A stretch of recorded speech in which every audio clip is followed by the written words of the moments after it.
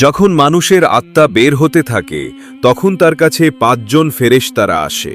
প্রথম ফেরেশতা আসে যখন আত্মা গলায় পৌঁছে যায়। সে বলে, তোর শক্তিশালী দেহ কোথায় গেল? আজ এত দুর্বল কেন? যখন আত্মা সম্পূর্ণ বের হয়ে যায় তখন দ্বিতীয় ফেরেশতা এসে বলে, তুই যে ধনসম্পদ জমিয়েছিলি আজ সেগুলো কোথায়?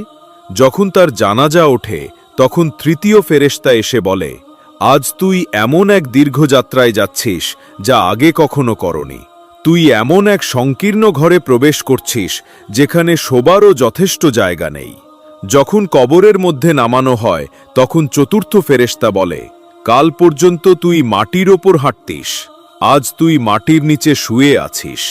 কাল পর্যন্ত হাসতিস, আজ কাঁদছিস।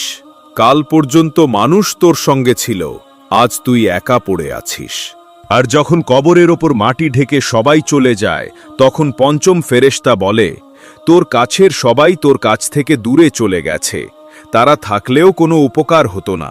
আজ তোর জন্য হয় জান্নাতের সুসংবাদ, নয়তো জাহান্নামের আযাব নির্ধারিত। আল্লাহ আমাদের সবাইকে ঈমানের সঙ্গে মৃত্যু দান করুন।